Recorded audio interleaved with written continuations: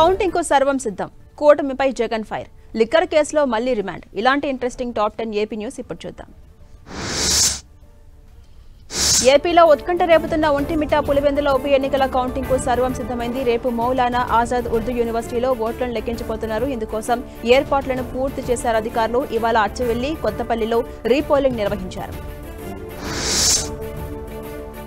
రాష్ట్ర చరిత్రలో ఎప్పుడూ ఇంత హింస జరగలేదన్నారు మాజీ సీఎం జగన్. బందిపోటు దొంగల మాదిరి ఎన్నికలు నిర్వహించారంటూ ఆరోపించారు. పోలింగ్ ఏజెంట్లు లేకుండా ఎన్నికలు ఎలా నిర్వహిస్తారని ప్రశ్నించారు. 15 బూతుల్లో వైసీపీ ఏజెంట్లను లేకుండా చేశారని మండిపడ్డారు జగన్. పోలీసుల సమక్షంలోనే రిగ్గింగ్ చేశారని ఆరోపించారు. రాష్ట్రంలో ఇంత అన్యాయంగా ఏనాడు ఎన్నికలు జరగదని తెలిపారు. పులివెందుల జెడ్పీటీసీ బైపోల్లో రీపోలింగ్ ను వైసీపీ బహిష్కరించింది. ఇక ఈ రీపోలింగ్ లో తాము పాల్గొనేది లేదన్నారు YCP MP Avinash Reddy. Pulivendula ZPTC పరిధిలోని 15 సెంటర్లోనూ రీపోలింగ్ ను కేంద్ర బలగాలతో జరపాలని డిమాండ్ చేశారు. న్యాయం కోసం కోర్టులను ఆశ్రయిస్తామని తెలిపారు అవినాష్. ఏపీ లిక్కర్ స్కామ్ కేసులో నిందితుల రిమాండ్ పొడిగించింది ఏసీబీ కోర్టు. నెల 26 వరకు రిమాండ్ పొడిగిస్తూ ఆదేశాలు జారీ చేసింది. కోర్టు ఆదేశాలతో 12 మంది నిందితులను జైలుకు తరలించిపోతున్నారు పోలీసులు. ఇవాళ ఉదయం ఏపీ లిక్కర్ స్కామ్ నిందితులను విజయవాడ ఏసీబీ కోర్టులో హాజరుపరిచారు సిట్ అధికారులు.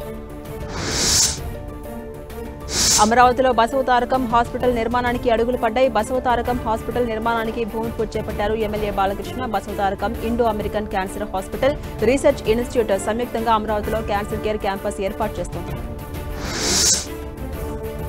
బంగాళాఖాతంలో అల్పపీడనం ప్రభావంతో ఏపీలోని పలు జిల్లాల్లో భారీ వర్షాలు పడబోతున్నాయి. ఈ అల్పపీడనం 24 గంటల్లో మరింత బలపడి తీవ్ర అల్పపీడనంగా మారబోతోంది. ఇది జరిగితే ఏపీలో 2 రోజుల పాటు వర్ణుడి ఊచకోత తప్పదంటున్నారు వాతావరణ శాఖ అధికారులు.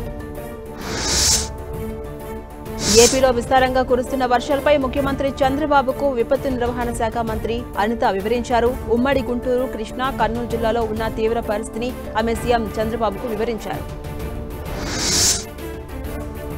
ఇక కృష్ణానదికి భారీగా వరద వచ్చి చేరుతోంది. ప్రకాశం బ్యారేజ్ దగ్గర వరద పోటెత్తింది. ఎగువన కురుస్తున్న వర్షాలతో ప్రకాశం బ్యారేజ్ కు ఊహించిన విధంగా వరద వస్తోంది. దీంతో బ్యారేజ్ లో వరద ప్రవాహం 12 అడుగులకు చేరుకుంది. 2,54,135 క్యూసెక్కుల నీటిని దిగువకు విడుదల చేస్తున్నారు అధికారులు. మొత్తం 70 గేట్లు ఎత్తి నీటిని వదులుతున్నారు. ఇక లోతట్టు ప్రాంతాల ప్రజలను అధికారులు అప్రమత్తం చేశారు. విజయవాడలో కుండపోత వర్షం కురుస్తోంది. నిన్న రాత్రి కురిసినటువంటి వానకు విద్యాధరపురం బస్ డిపోకు భారీగా వరద నీరు వచ్చింది. దీంతో డిపో ప్రాంగణంలోకి భారీగా వరద నీరు వచ్చి చేరింది. దీంతో పలు ఆర్టీసీ బస్సులు వరద నీటిలోనే ఉన్నాయి. డిపో నుంచి ఆర్టీసీ బస్సులు అతి కష్టం మీద బయటకు వస్తున్నాయి. శ్రీ సత్యసాయి జిల్లా మడకసిరలో ఎలుగుబంట్లు హల్చల్ చేస్తున్నాయి. మడకసిరలోని చౌటుపల్లి గ్యాస్ గోడౌన్ సమీపంలో 2 ఎలుగుబంట్లు సంచరిస్తున్నాయని స్థానికులు చెబుతున్నారు. ఫారెస్ట్ అధికారులకు సమాచారం అందించినా పట్టించుకోవట్లేదంటూ వాపోయారు. గతంలో కూడా ఎలుగుబంట్ల సంచారంపై అధికారులకు ఫిర్యాదులు చేసినా అధికారుల నుంచి ఎలాంటి స్పందన లేదన్నారు.